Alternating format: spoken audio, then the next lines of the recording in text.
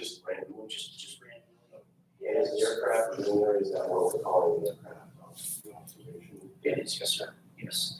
Yeah. And I did kind of in preparing for this, I kind of tried to figure out what the most commonly used word was in here. The most commonly occurring word was space.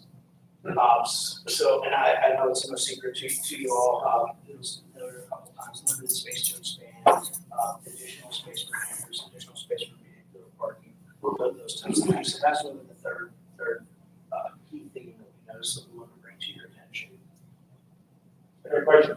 Yes, sir. On the land side improvement, it has self-fueling station. No matter all the times we've ever talked here, there was no plan, no area, no space, no, we're not in the fuel business. RBT hangars, larger corporate hangars. Again, it's a nice idea, but where does the space come from? Is it going to come from existing space?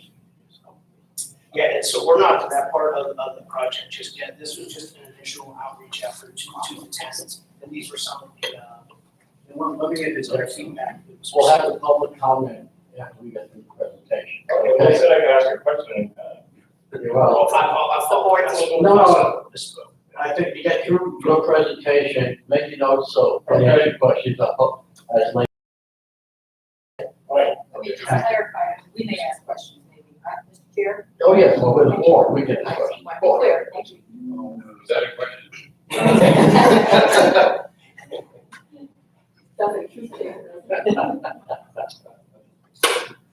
Okay, and we just wanted to talk about a real quick minute, and I'll keep this very high level. We can kind of dive deep into this here if you would like.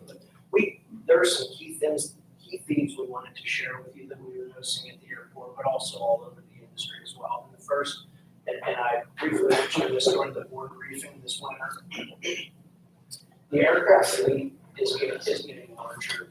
For the last number of years, both Bombardier and Gulfstream have been having a race to stretch the fuselages into producing progressively larger business jet aircraft. As the older, smaller aircraft exiting the fleet, companies and individuals are replacing their aircraft with larger aircraft. The second thing we want to point out is that electric vertical and takeoff and landing aircraft, or eVTOLs, have been in the news quite a bit recently, and this is also referred to as urban air mobility and advanced air mobility.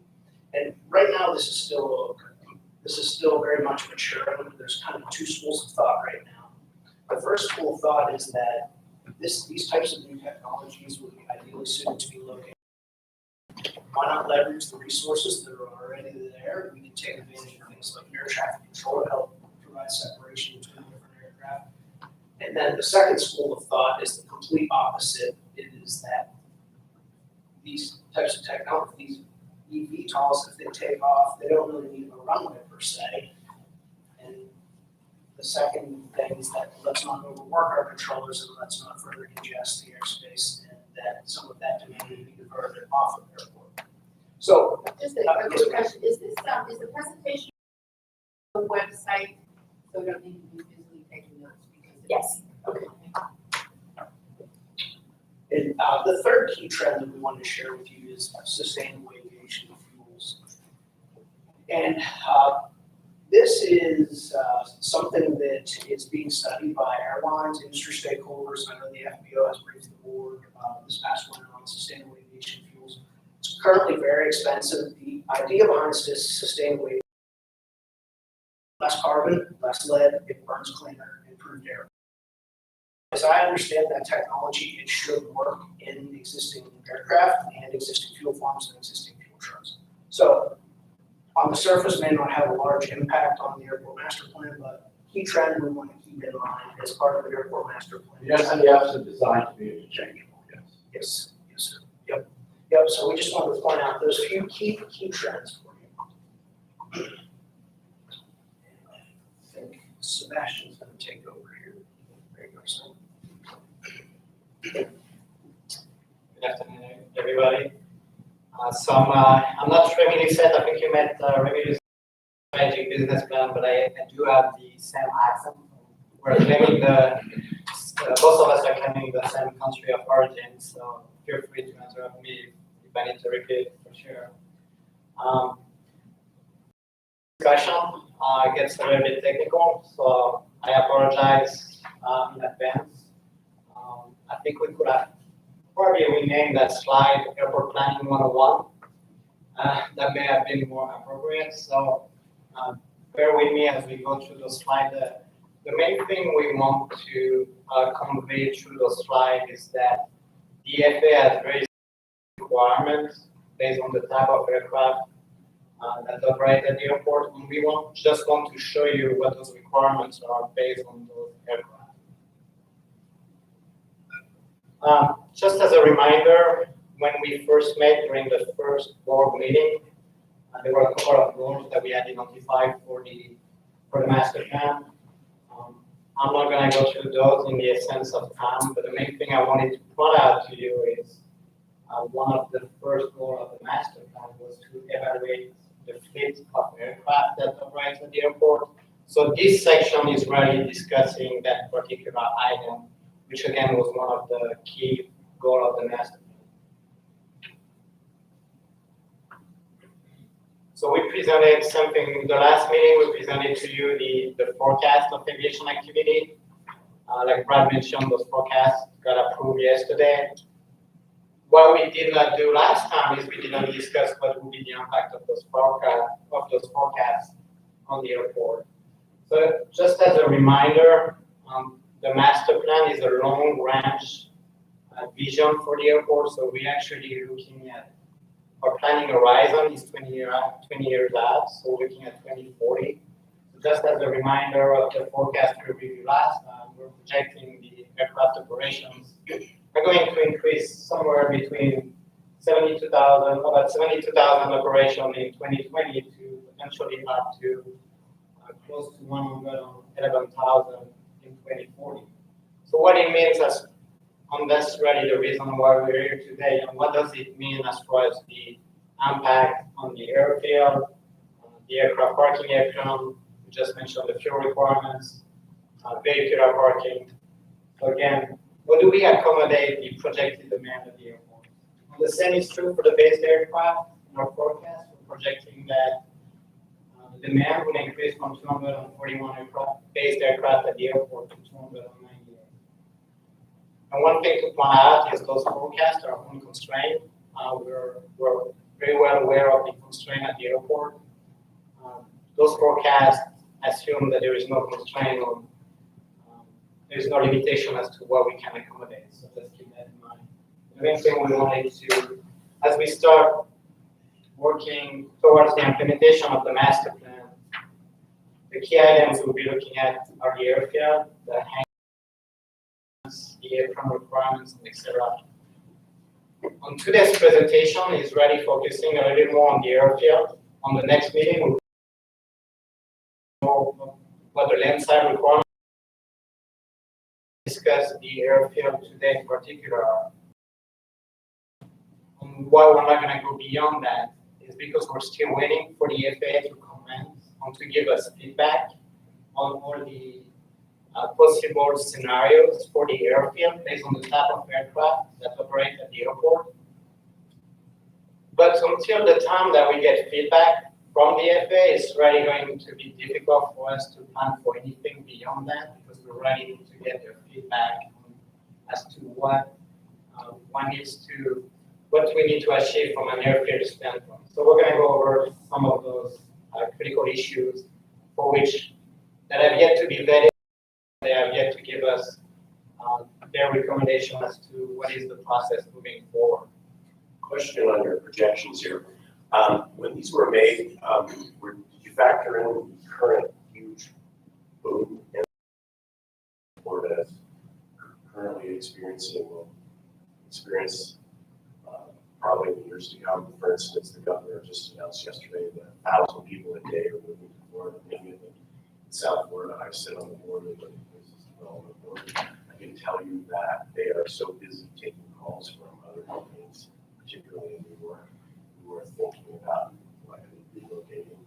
And many of those companies would have probably corporate jets and other things. Was this done like last summer? Or?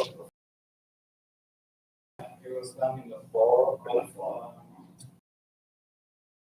some socio-economic regression analysis. So some of those projections are based on the projection, economic projection, and population projection for the county and for the region. So they do include some of that information as part of the regression analysis. But you don't see any need to revisit this a little bit, considering what's been happening. So the main thing to keep in mind is we're looking at a 20-year horizon. What we see as far as the aircraft operation on based aircraft, we could go back and show you some of the previous slides, but the demand goes up on over time. We're already trying to define is what is the constant over time over a 20-year period, understanding that growth you might be growing faster than our forecast, or you may be growing slower than our forecast. But the only thing it will impact is the trigger as to when you might be implementing a project. So if you're growing faster than our forecast, you may be implementing a project sooner. Whereas if you're growing lower than our forecast, that project might be postponed later. So from a master plan standpoint, we're already looking at what that long-term projection is, understanding there's going to be variation around those forecasts.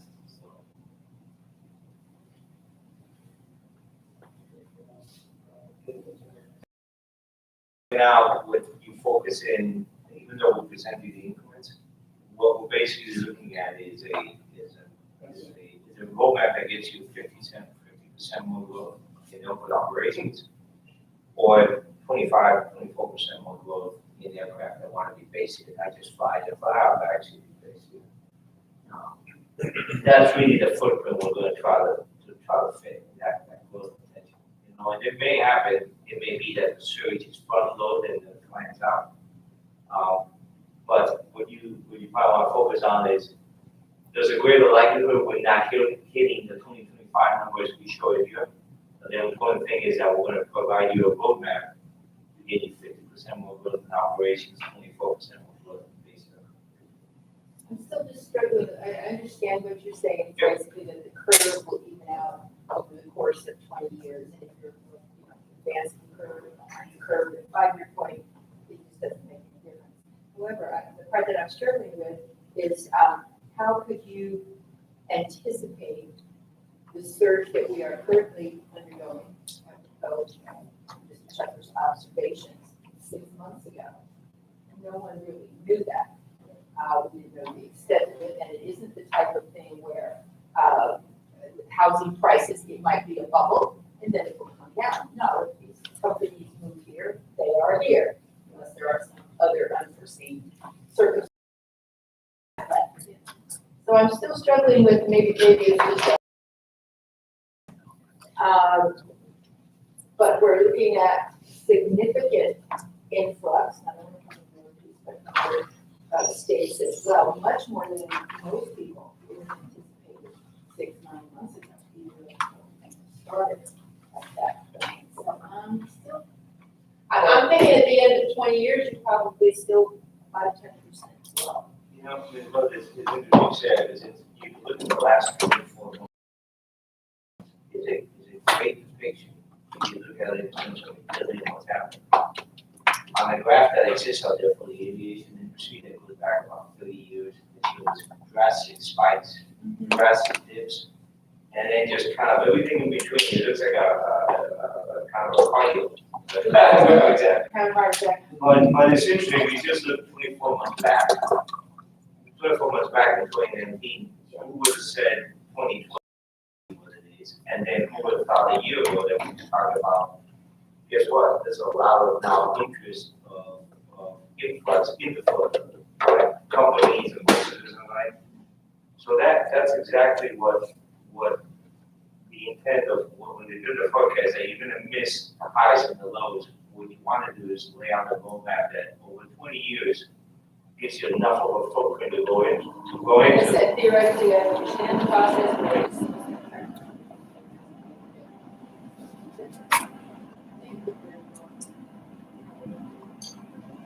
And are your numbers based on nationwide or? No. Because it seemed like the example you used at the beginning of it for the years.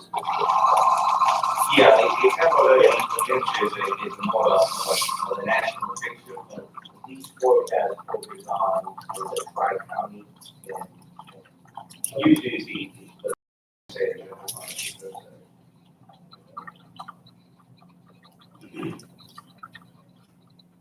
now, just to not put into this, some things that happen with some master plans, point of the board to look at. There are sometimes in a master plan process, like where we're at now, where the response to a board would say, you know what, I get the 55%, 24%. And but my fear is that we're gonna go into that in the next 5 to 10 years and keep going. So can you do a sensitivity test that pushes that a little bit further? And so 55 and 24 is, what if we actually do it here, the 75 or 80%? You do a sensitivity test on how well you can accommodate that globally also. And that's a viable approach to how you tackle that if you think that the surge is not I going would to say, take off. I think that we should do that.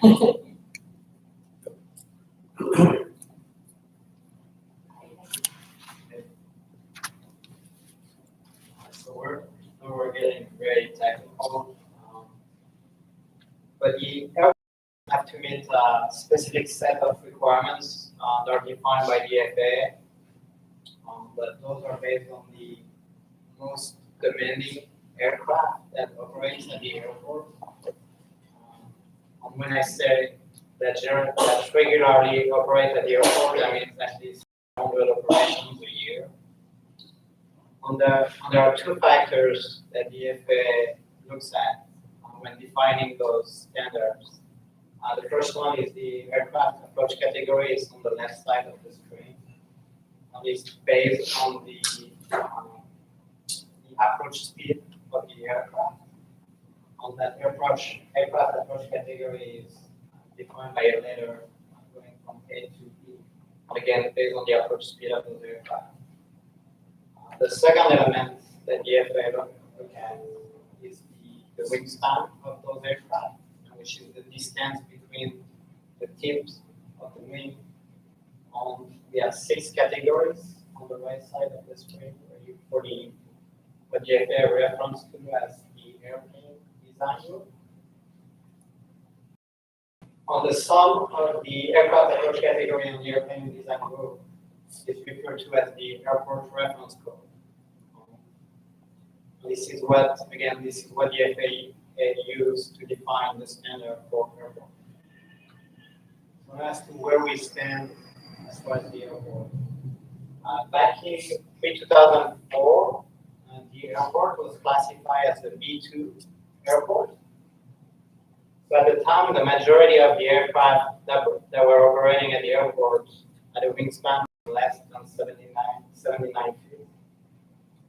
Again, that was pre-2004. So that was prior to the previous master plan that was completed back in 2004, 2005. And then when the previous master plan was completed in 2004, the airport on the FAA notified that the people aircraft at the time was a C2. So that was the first change in the airport reference code for the airport.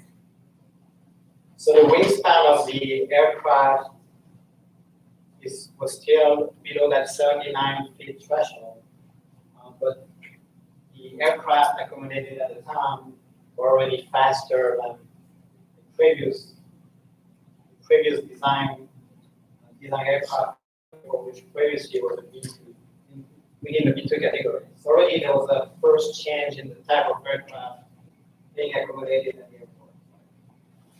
Well, you can see the other, I went a little bit fast, you can see some of the other categories on that slide, typical aircraft within those categories. So the majority of the A1, A2 aircraft, those are single engine, twin engine piston aircraft.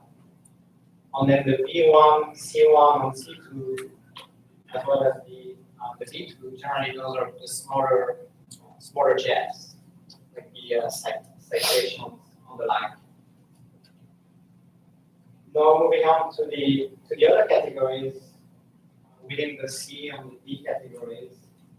And the main one, so those aircraft include all the heavy jet, business jet, the large business jet aircraft that you see on a lot of those you can see on the ground even today. But the main one we want to bring your attention to is the D3 category. Based on the type of aircraft that currently operate at the airport. So the largest aircraft that operate at the airport on a regular basis, which is more than 500 operations per year, right now falls within that D3 category. The FAA design guideline for that category include aircraft that have a wingspan of up to 118 feet. The only thing I want to bring up is that we don't see those aircraft at the airport because of the existing limitation with the runway, the weight bearing capacity.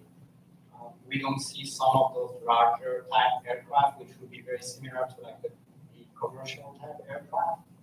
So while we fall within that category, we're not within the aircraft. The airport does not accommodate the largest aircraft within that D3 category.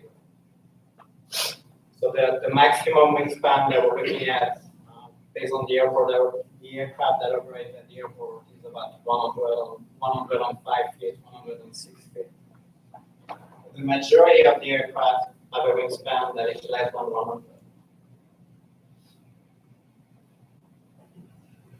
So now looking into the future, again, the majority of the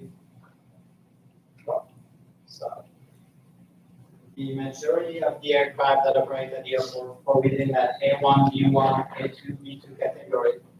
So the majority of the aircraft still are single engine, twin engine piston aircraft, as well as small business jets. But again, the critical aircraft, the largest aircraft that has more than 500 operations at the airport today, falls within that C3, D3 category.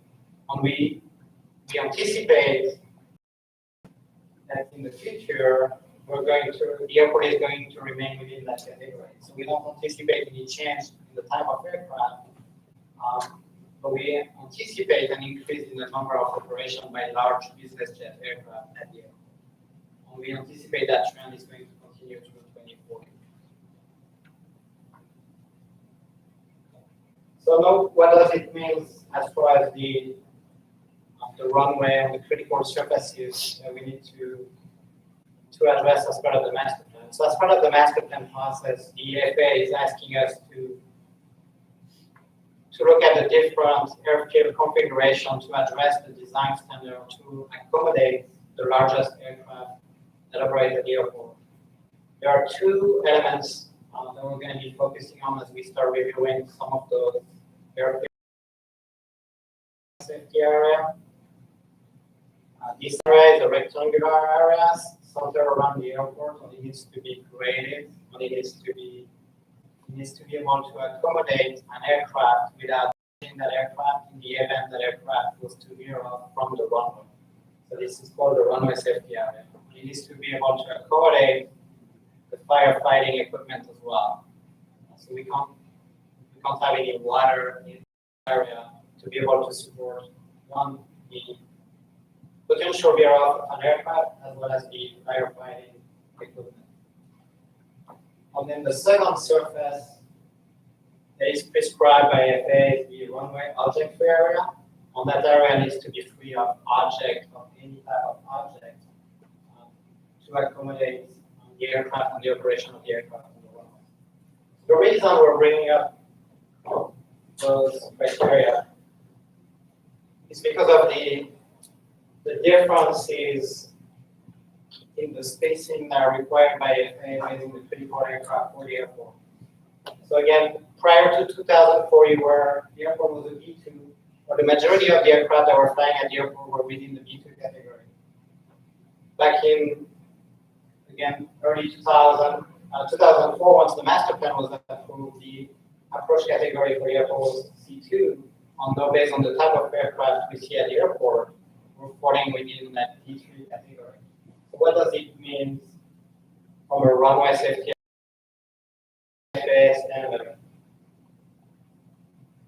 B2 aircraft, the FAA requires a runway safety area weight that's 150 feet wide. When we go to the C2, the runway safety area goes to 400 feet wide. And then when we go to the D3, that safety area increases to 500 feet.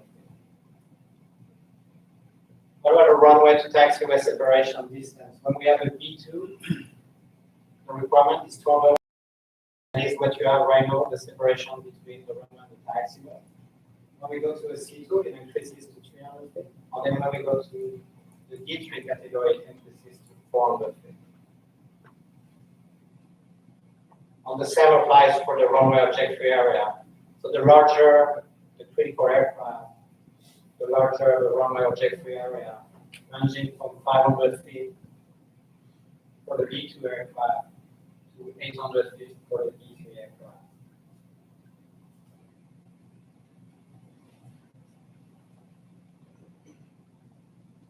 So now what does it mean as far as the aircraft?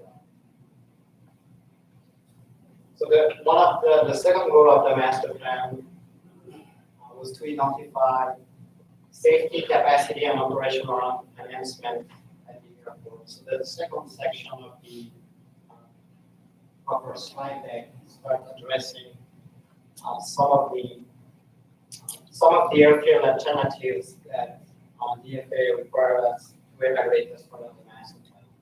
And ultimately, that is what's going to drive some of the potential development plan project that we will be including in the capital improvement plan for the airport. This falls right in line with one of the strategic initiatives that you identified as part of the strategic business plan, which was to preserve and improve the infrastructure assets and the operational integrity of the airport. So this is where we are. This is where we are today with the existing conditions. The green area shows that runway object-free area we just discussed. Currently, the runway object-free area is 530 feet wide. The red color in the middle is the runway safety area. That area is the runway safety area is 400 feet wide. And then I did not mention because we're not going to this today, but the other surface that we have to account for as we continue the planning for the airport are the runway protection zone. And those are mainly intended to protect the people on the ground. So those blue and red trapezoids that you see on the screen, the intent is to maintain to avoid those within the surfaces. And then again, the runway to taxiway separation distance, right now we have 240 feet. So if we were to adopt the C3, D3 category as part of the master plan, or if the FAA was to require us to meet the criteria associated with that category, you can see on this slide the differences between what we have right now at the airport versus what the FAA might require. For the safety area, right now we have 400 feet, the FAA may require 500. For the runway object-free area, we have 570 feet, whereas the FAA requires 800. And then as far as the runway safety area beyond the runway lanes, right now we're meeting the criteria, the FAA criteria, because we have those EMAS systems at the end of the runway, which provide for the proper safety area beyond the runway lane. Then for the runway to taxiway separation distance, right now we have 240. Only if we were to meet those C3, D3 requirements, the standard is 400 feet, so we have a 160 feet gap.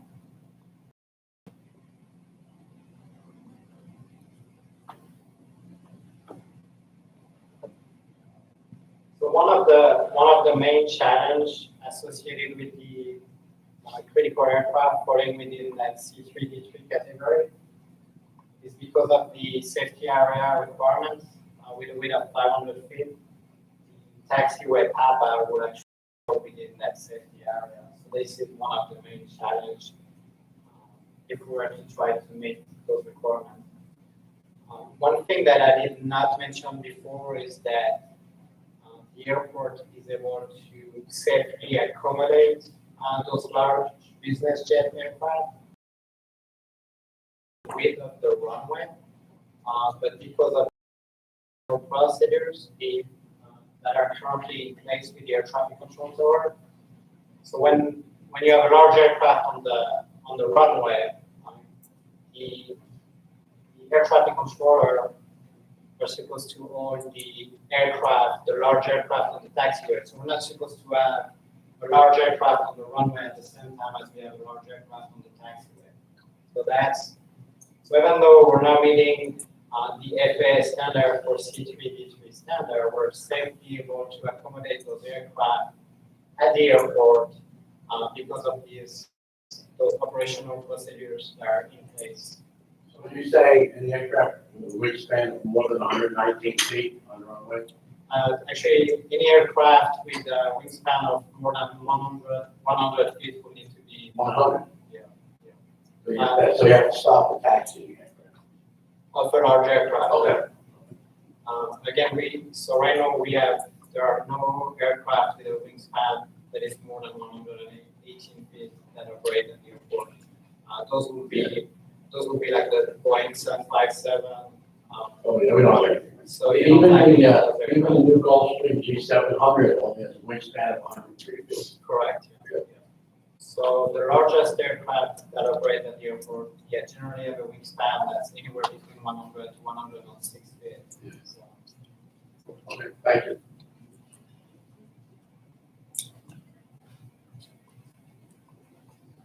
So now we're showing a lot of scenarios. If the FAA was to require us to meet those design standards for that category, we're showing you some of the potential impact on the existing talent. The main thing I want to mention is we're not saying that any of those scenarios are either financially, operationally, or environmentally feasible. But as part of the master plan process, we have to evaluate those scenarios on show the FAA what would be the impact of relocating either the taxiway or the runway if we were to try to meet those C3 D3 requirements. So don't be alarmed as you see those scenarios. We have to, as part of the master plan, we will be presenting those to the FAA, and they will have to review those with us. But if we were to try to achieve those requirements, so we can remove those operational procedures that are currently in place at the airport, this is what we will need to do. So in this specific scenario, we're showing the taxiway being relocated so that the runway to taxiway separation distance will be 400 feet. And, you can see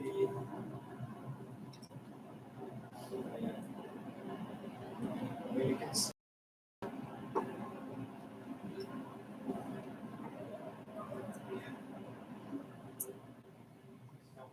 so the yellow shows the relocated taxiway, the taxiway by relocation by 160 feet. Then the red area is the taxiway objective area associated with that taxiway, and we want to remain free of object as well. As you can see on this slide, so the yellow is the parallel taxiway. So it will generally impact all the existing tenants at the airport, starting with the movers, the movie theater, the parking garage will be impacted. Signature flight support, they will lose their entire ramp. We will lose at least 2 of the 2 major buildings. And then the Atlantic aviation ramp will be impacted as well, and then we will lose at least 2 of the team hangar on the north side of the airport as well. So you're saying the FAA is going to make that decision, or we're going to make that decision? The FAA is generally going to drive what the requirements for the airport are going to be based on the critical aircraft that operate at the airport. However, they understand that there are financial, environmental, and operational limitations that need to be accounted for. So understanding that large aircraft have been operating at the airport for years. There are operational procedures in place right now that allow us to accommodate safely those operations. So we, if anything, we as a group are going to we're going to show the FAA that it's not financially or operationally feasible to implement those alternatives. But the FAA is the one driving the ball as to what they may require of us, for sure. Another more important thing is, there's two things that Sebastian said is valid. So when we introduced the D3 category, it was up to 118 aircraft. So this criteria is to be able to serve all the aircraft within the D3 category. We already have an argument that one Boca doesn't have aircraft beyond the 100 to 106 foot limit. So applying the all-encompassing D3 criteria, yeah, you meet the surfaces, but you don't have an airport. At that point, you just have an airstrip at the airport. So what's the value of that? But the other piece is for FAA, the process is for us to say, fine, your criteria is meet D3. If we try to do this, we have two options. So I'm just going to show you a second one in a minute. One is we move the taxi. Then you get all the clearance you want. But look at the impact that you create to every tenant and the business model the FBOs are operating. But you need to give them this fund to say, okay, we see the impact. Now, how do we work with you to let you be your D3 part? We went through the exact same exercise in 2004 to go from B2 to C2. And it's going through the same thing again. Okay. So, down the road, a solution may be we're faced with to limit the size of the aircraft. Is that correct? Well, here's the other thing about, yes, that there's no question that is enough. But the other thing FAA, this is why FAA will work with you. They don't want you to be in a situation where you're constraining the airport, right? They want you to do forecast for an unconstrained. So Catch-22. It's a catch-22. They do not want you to say, hey, you know what, Boca? No, you can only operate C2, and anything bigger than C2, you gotta say, yeah, you gotta go elsewhere. They also don't want that. So that's where Sebastian is, what are the other opportunities that they have, whether operational restrictions or whatever they offer to the vehicle, or modification standards, if that's an option, to let you get through the limited geometry. Keep in mind that their criteria is also in an airport we have all the land needed, and yeah, you strive for that if you could, many airports do. But there's a lot of constrained airports like Boca that don't have the opportunity to get all that real estate to provide all that.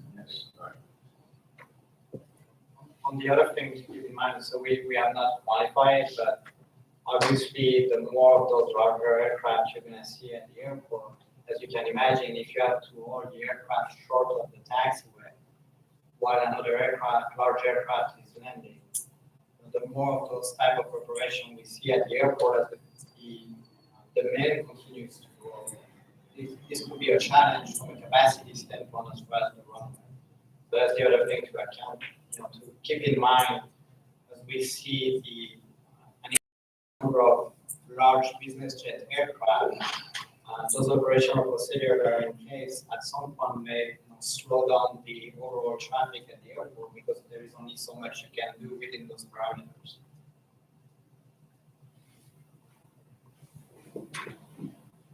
So the next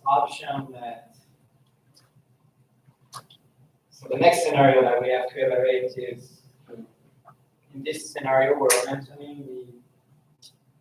maintaining the existing taxiway in place. The taxiway BRAA is not moving, but we're showing the runway being relocated.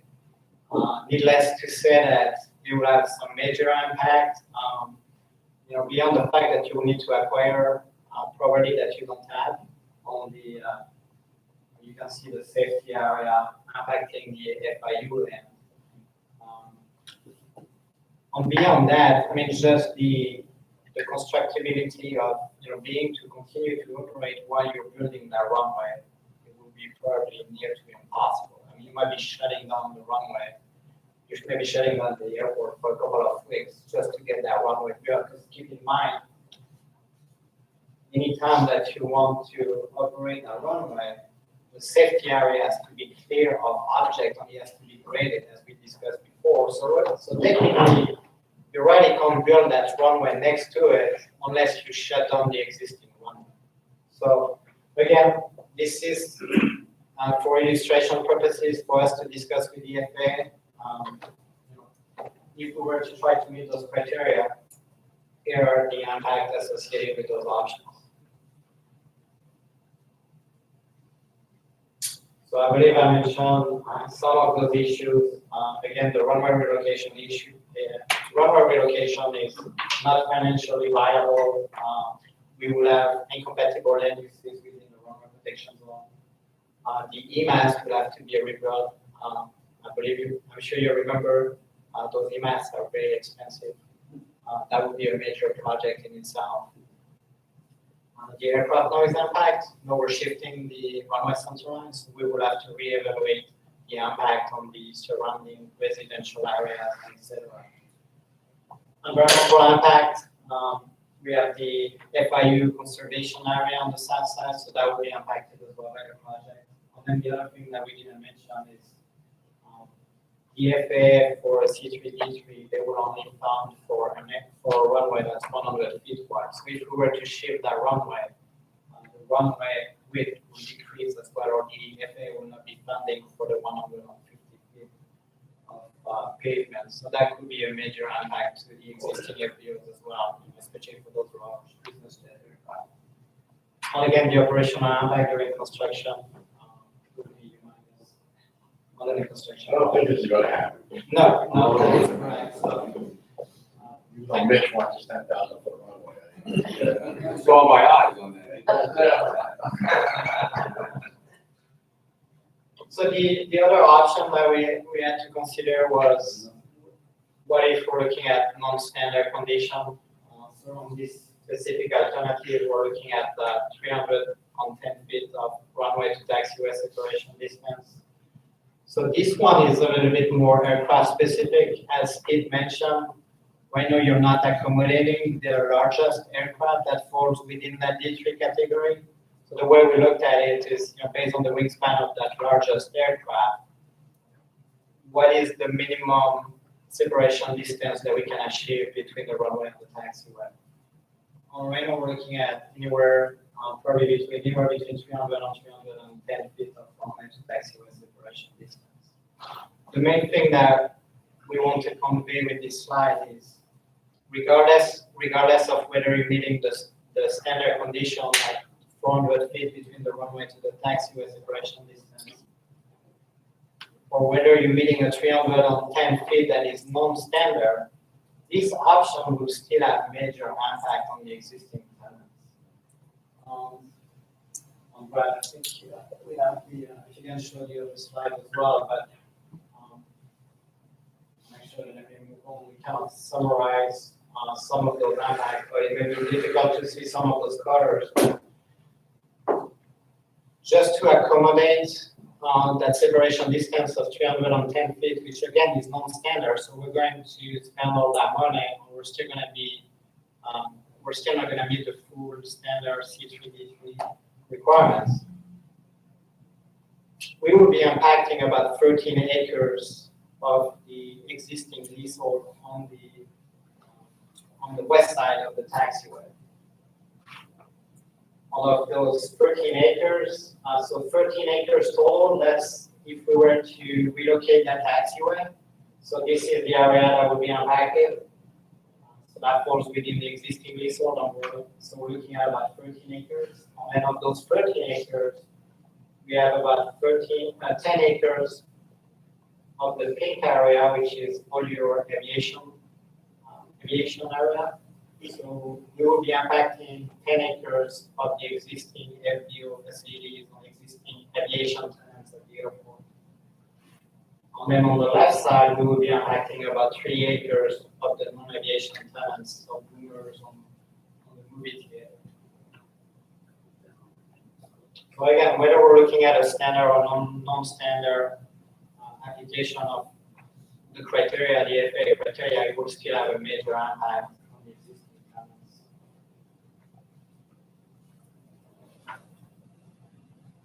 So as Pete mentioned, one thing that we wanted to bring up as far as the non-standard conditions. So right now you have a modification of standard in place for so those operational procedures that we mentioned, because of the separation distance between the runway and the taxiway, the existing separation distance between the runway and the taxiway, we have modification of standard that currently exist at the airport. But those are not supposed to be in perpetuity. So the reason we need to have the discussion with the FAA is we need to have a clear understanding on their end as to what is reasonable, what are they going to ask us to implement, if anything. Obviously, the best case scenario right now is for us to maintain the existing condition with the existing operational procedures that are in place at the airport. But all of those requirements are going to have to be discussed with the FAA. The main thing that we wanted to, those are potential items that the FAA may bring up on they may question. But right now we don't have, coming back to what I said before, that starting today, we're going to show you some of those airfield scenarios. We really go beyond that because till we get some feedback from the FAA, this could have a major impact on the existing tenants, which again, we have a clear story as far as what the operational and financial impact are going to be on the existing tenants. So we're going to be meeting with the FAA and go over those issues, but we wanted to show you some of the items that we're going to be discussing with them over the next few weeks before we can already go further into the master plan. We can already address any of the land side on hangar space, on the apron space until we resolve those issues with FAA. So there are times where when we do a master plan, we spend a lot of time with the board members as to looking at different options for expansions on where can we expand the taxiway or the runways. In this scenario already, we're in such a constrained scenario that there are not that many, there's really no option until we have feedback from FAA, there's really no point in us planning for anything till we get the resolution from FAA as to what needs to happen, if anything, with the runway. This is really what we were trying to achieve today. I know I believe I probably skipped about half of my notes. So if you have any questions on those technical requirements, again, I realize it gets very technical, but we thought those were pretty critical to bring up to your attention as well, so you're aware of what's happening. So we initiated discussion with FAA, but this gets so complex that we believe that most likely they need to have a discussion internally. The FAA, the way they operate, they have different divisions. They have the airport division, they have the airspace division. They already have to confer among themselves to help us define what's the best solution moving forward.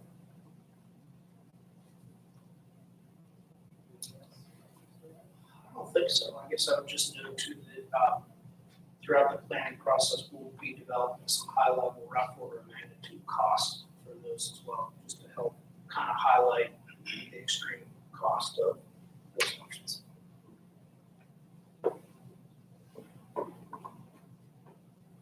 Okay. Great. The fourth airport master plan goal is really to establish a plan that optimizes the use of the airport's land assets. And the way Sebastian just framed that, I thought he really kind of articulated that well. So some of this discussion may be a little until we get additional feedback from the FAA on some of those design concepts. However, we do want to point out that the fourth goal, it is very closely tied to three business plan. And the first of which is in the top left, planning for financial resiliency. And I think we're all aware that 2020 really put an exclamation point on that and highlights the importance of that in an uncertain environment and effectively use strategies, which is the second one, are really a way to kind of achieve a few of your different strategic initiatives, including the bottom left there, the promotion of the airport's contribution to the regional economy as well. And before we have a discussion on land use, it's important to quantify the future demand that Sebastian discussed, and we want to relate that into future space requirements. So as a reminder, we're planning for an additional roughly 40,000 operations and approximately 60 based aircraft. Those additional operations, those additional based aircraft require space, facilities, those types of items. The values that you see presented in this table are in excess of what are currently at Boca Raton right now. So, as you know, this is a long-range planning exercise, and by the end of the planning period, 26.3 acres of additional property are needed to accommodate the future demand projected as part of the forecast. So the airport master plan and the preferred development plan will typically identify places to accommodate that demand and provide the airport with a plan for how to accommodate that growth. Obviously, as you know, as a land-constrained airport, that is going to be very challenging and is a critical discussion item of the airport master plan. So to that end, we've developed a discussion piece here, and I'd probably first start with three items for consideration at the bottom listed as bullets.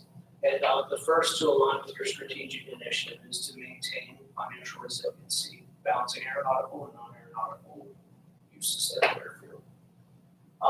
The second is kind of how do we deal with a future taxiway relocation if that were to be required by the FAA? Probably premature to kind of have that discussion, but we did want to kind of look ahead and try to help quantify that for everyone. And the red polygon is about 13 acres, and that is consistent with how Sebastian explained it here. So this is the non-standard option, it was the third option presented. So, and then the third consideration for the bottom bullet is to identify future land areas to meet the demand of the forecast. That's about 26 additional acres. So what we began with was we did an analysis of airport property, and we tried to find any developable space. As we know, there is no low-hanging fruit. If there was something that was ready to be easily developed, it certainly would be by now. Tier 1, highlighted in purple, these properties in total are about 7.6 acres. A few of the properties in the middle are within current leaseholds, and the remainder of those properties are currently used for stormwater management purposes. As a part of the strategic business plan, the feasibility of developing or converting some of those stormwater spaces to developable spaces was undertaken. That study concluded it, while maybe possible, the cost was not insignificant. So depending upon the land use and the return on investment, properties development could be possible. Probably the most important thing to point out about the purple properties is that 5 or so acres of that property will require substantial redevelopment. In other words, you can't put a T hangar or you couldn't put a box hangar in any of those parcels without reconfiguring existing leaseholds and redeveloping current space. And the second area we've identified is currently being used for stormwater management purposes as well. We've separated that out as tier 2, and that was mainly done because much of that property is off airport property, so it would take a little longer to get that converted to be used for airport purposes. So these are just some of the challenges or I guess opportunities that master plans are able to explore as we go forward.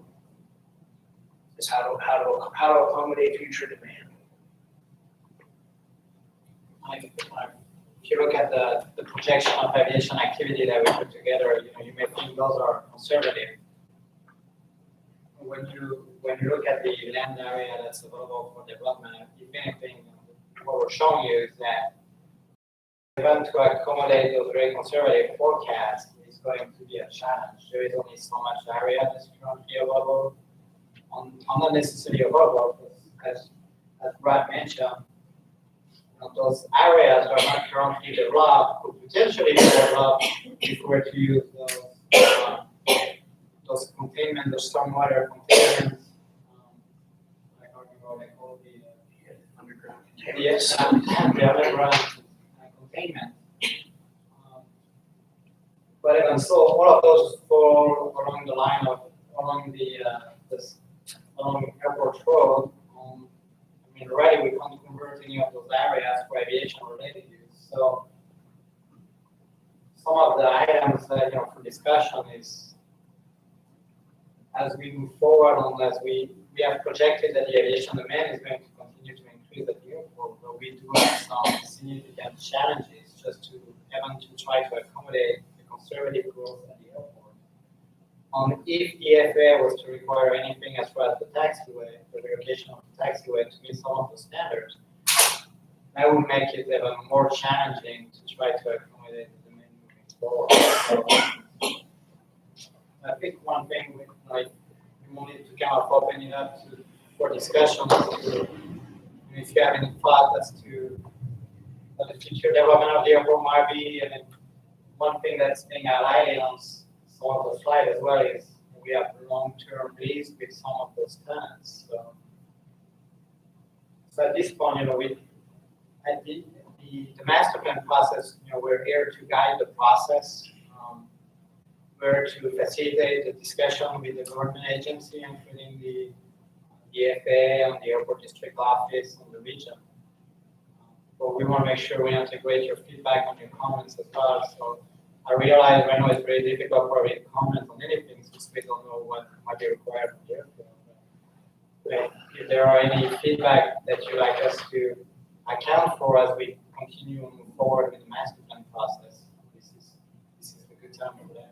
And now we should be to talk about. There's been conversations about a navigation easement on the land across Spanish River Boulevard, in the top right corner of the slide.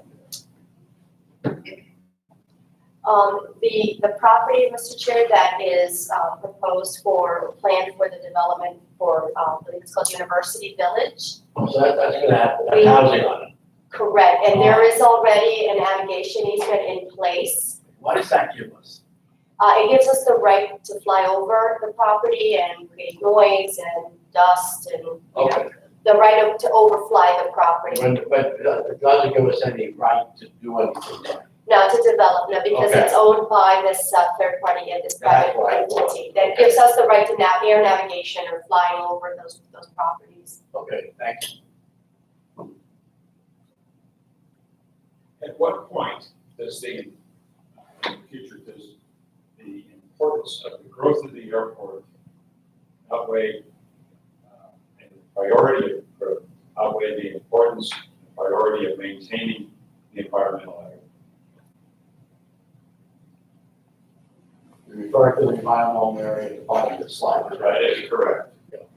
Which is all- Which is all owned by the same person, or entity, Main state. it's the state.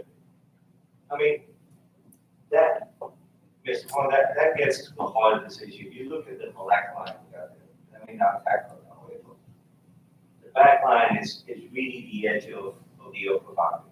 Now, you just know that on the key thing, your neighbor, just to the east of you, is a sister, neighbor across the state is the parent holder of all the land. That's why this topic, I think, it gets to a policy and a board. You know, as you look at this, and once you just know that whether you think the 26 acres and the growth will protect them to a short side or not, it's good to start the discussion there. You know, one thing that this Oakwood has, that many Oakwoods try to emulate, is the nice balance that you have between L&R and downtown, because it creates a good financial stability of the city of Oakwood. When you look at these options, you kind of know that a couple yourself, and they all get to the board level. You have one scenario says, and they're all equally different. You can tell I got a couple of aeronautical leases are expiring over time.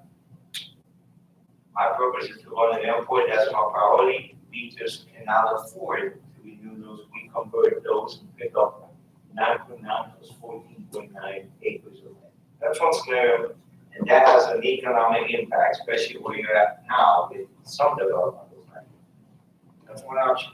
The other option is saying there's too much economic value to this airport. We need to expand the boundary incrementally in the direction that gets us some of that land.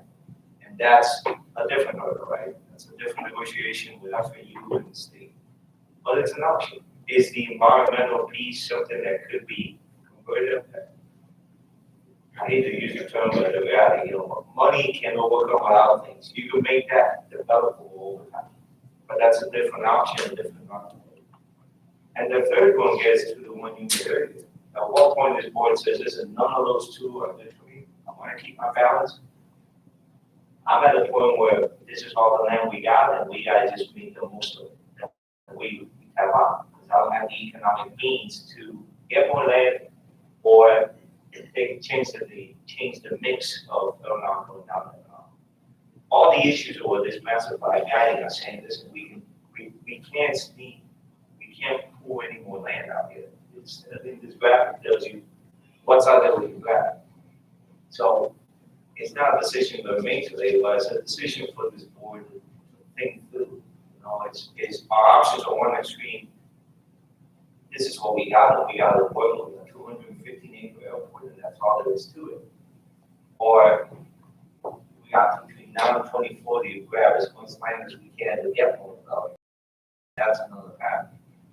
Or no, the only option is we're going to need to get a couple of these leaseholds and make them into aviation uses. You know, that's one thing that the FAA, once you read economically viable, but in their hat, they're going to pressure you, the authority. The options are going to be do nothing for them. They're going to say, we think you can't buy more land, and you don't want to constrain both. We FAA we would say take the parcels that are available on the south side, and when those expire, make them aviation uses. Because we're here to promote an airport, and there's economic benefit to it. But it may not be as financially as attractive to you as a board, because you may get usually non-aviation uses you with better financial performance. So just a couple of quick questions, observations. Seems to me if you had to move in the other direction, yeah, you're gonna run into some improvements on the far left, but you wouldn't have to change the conservation area, because that's just an area that's gonna be in the safety zone. So I mean, obviously there's trees and shrubs there, but they can stay and still be a conservation area located within what would be an increased size of the airport. Correct? You mean if you shift the other? Well, yeah, if I'm gonna call it the bottom half, if you had to, because one of the iteration you had was that you would need some more land and you would take it off of the FAU part. Yep. And I know that there's a lot of complexities in that. Oversimplification would be, you wouldn't have to change much. You'd have to change a little bit. Obviously, you're impinging on some portions of it on the far left side, but the conservation part would be seems to be the easiest of the solutions, because you wouldn't have to change the character of the land. If you move it for the, if you expand the footprint east for development of new facilities, that we talked about, you have opportunities to preserve it. But if you did it for like protect the airspace surfaces that Sebastian was showing, Right. that would impact at least some of the trees that you probably got to remove the trees. But I mean, that, right, or keep it like a low shrub. I understand that's way beyond what I know here. The other thought that I have is technology is changing a lot, and I'm not a pilot, so I know very little. Okay, probably about as much as I might hear about all this stuff. But it seems to me also, as technology changes, and there are pilots among us that can address this, and I'm looking at some of you. The reason that we need part of a longer runway or a wider runway for today's jets, wouldn't potentially the technology of the plane's ability to stop or handle itself change also? So you don't need the length, because the technology in the engine will enable a plane that needed 1,000 feet to stop would ultimately potentially be less than 1,000 feet to stop. So I understand you're planning for aircraft today and then you see them going forward, but there will be other technologies that will also be larger aircraft to use smaller runaways. We're already here. We found actually questions that are hundreds. Right. They use business jets, relatively speaking, and this is how we go like that. On this. Oh, so we're using, so what I'm trying to say is we're like a D3 anyway. Yeah. But we don't comply with what D3 requires of us. Okay. It's all with. It's all good, it's all good. But we're already at D3. So is my understanding correctly that we are, when we got some mitigation factors like, you know, our EMAS and stuff like that, or enable us to do that, but we're already accommodating D3 aircraft, but without having to with that's compliant with FAA requirements to have D3 aircraft. Or do we have D4 aircraft or do? But that's what you're saying, we can never have, because we just can't accommodate unless we do all. There's been some occasion in years past, but we've had some oddball things here. Like I had an massage you with this at DC-9, dropped in here one morning in 1989. Didn't mean to. Yeah, we got lost. And the honestly, the drop in here was DC-9 one morning.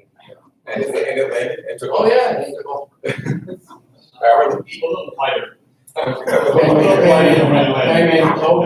Came in totally unannounced. I don't know why, on the left shoulder there. But I think we've got, have we had any Boeing business jets in here? BBJ. Not that I can recall. We haven't had any BBJs, but we have had, I think it's the C-43, the 757 military Yeah, jet. military We've had jet, that before. C-40Bs. C-40B. Yeah, the C-40B is the VIP airplane, but it's a Boeing 757 that, when they go, you see it, the president, oh, yeah. No. You You can gotta look at remember, this- these runways were built in World War II, and the base is 18 feet deep, am I correct? In my days in the business, I mean, these runways would handle almost any way, it's unbelievable what the airport didn't want to do. Oh, yeah.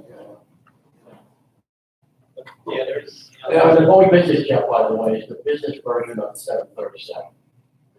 There's two or three different versions of it, different sizes. So you could land And that. Airbus has the A320 business jet version also. They could land here safely, but you have to stop taxiing traffic.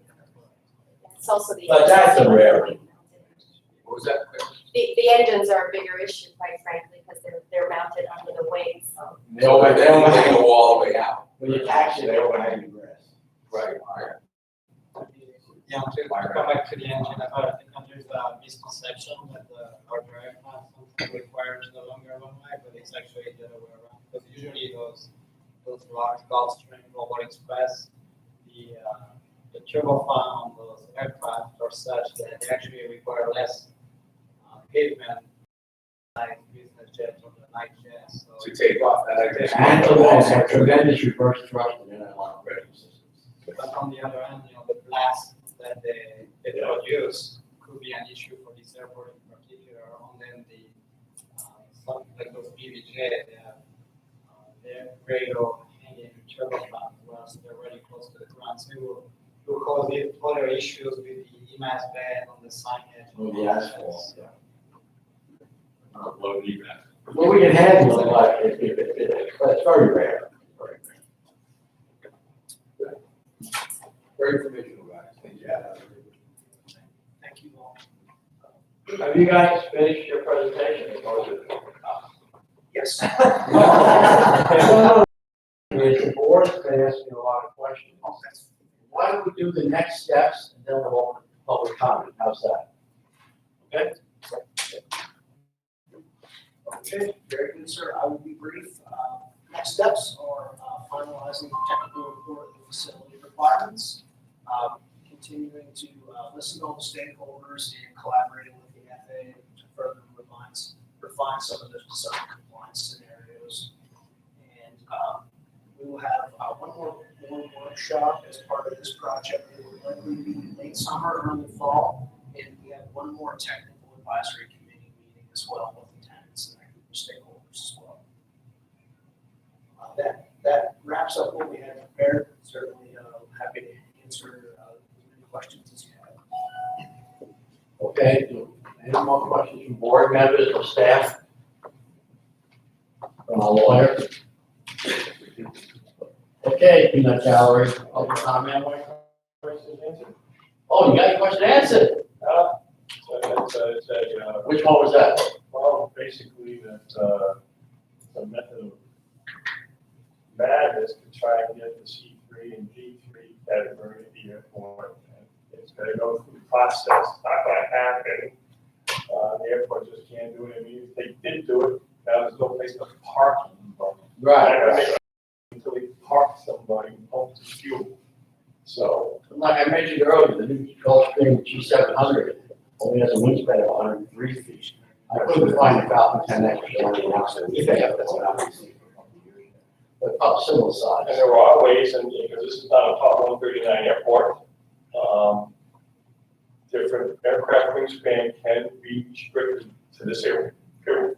Yeah. Not cause any problem. And that's to your point, Lenny, that's what as was mentioned by Brad and Sebastian earlier, that restriction or procedure has been in place since, I think, for 16 years here, as you know, so it is already happening, and the question is, how much longer will the FAA continue to approve that, which we hope, based on the presentation that they'll see, they'll allow that to continue for that. Just make your case. Exactly, and that's what this is about, is making that case. In an ideal world, we would be planning new pavement and new projects, which we enjoy doing, but we just don't have that capability based on the constraints here. So it's basically exactly as you said on this, but making the case for the FAA that this is as good as it's going to get in terms of meeting their design criteria for the future. And to put this in perspective, and especially for Mitch, you brought up your point. The airplanes I mentioned, the new G700, the new Falcon 10X, talk about thrust, we talk about braking. Those airplanes come in here, or will be coming in here, or the equivalents to today. New York to Shanghai, New York to Beijing, Los Angeles to Sydney, non-stop. These are just business jets. Yes, Fly you know. halfway around. With a $75 million. It's not a problem. The G500, the G, to hire a pilot. the G500 is only 70 million, so take the choice. Gene will go into. No, but that gives you an idea. It's already. What I want the board to see is the level of technology that we're talking about. So you can look out that window with a line of Gulfstreams. You want to go to Moscow for lunch, or you want to go the other way to Beijing? And they're sitting out there right now. And they're there every day. Curiosity, what would be the flight time? Huh? What would be the flight time? Well, I've done all those flights. Well, Here to Dallas to Sydney, I've flown Dallas to Sydney on the A380, that's 17 and a half hours. New York to Beijing, probably about 16 hours. On the commercial. More of a great circle route. Okay. Yeah. How many would you like? I'm done. I'm trying to put in perspective that the airplanes we get today, the technology is so phenomenal. Like, some of these business jets have more range than a small plane, than the airline jets. Bill? It's a matter of performance, increased performance. Oh, yeah, it's amazing, and they sip fuel. And if, Mr. Chair, if I may, Yes. just to further reiterate the comment that Mr. Knight made with regard to the operational procedures that would be in place, those are common, that is to Boca Raton and many airports Oh, that yeah. have similar constraints, where they have similar, letters of agreement with their traffic control tower, where they limit the types of aircraft that meet that or that exceed that standard, that are traversing each other, if you will, on the runway and the taxiway at the same time. So very common. Key West, I think, is one that is closest to us, and there are certainly others that have those same procedures in place. Key West is more constrained than we are. They have less separation between the runway and the taxiway, and they are landing the biggest aircraft in the D3, the 737 full of tourists. And So it's scheduled airline service. So again, we're not an outliers, I think what we're trying to say, but as was pointed out earlier, we have to go through this iterative process of evaluating each one of these potential scenarios, and then making our case to FAA on the environmental and economic and other factors that would arise out of each one of those scenarios. Is that it? That's it, everybody? Half hour early? And if you have time, as this meeting is adjourned, and we actually staked out the area for the observation area, so if you wanted to go over there and see kind of what we're talking about in terms of scale, because sometimes it's challenging to see that on an aerial even, or certainly on the sketches that we show you. But we staked it out with some string if you want to have a minute to join us out there when this meeting adjourns. Some shade up. We have a roasting, we have portable shakes. It's very delicate. I want to thank everyone. I want to thank everyone. This will be my last meeting as chairman overseeing this, because I think I expire. I expire this coming month, and it'll be one of these new characters will be the chairperson. But thank you very much, really appreciate it very much.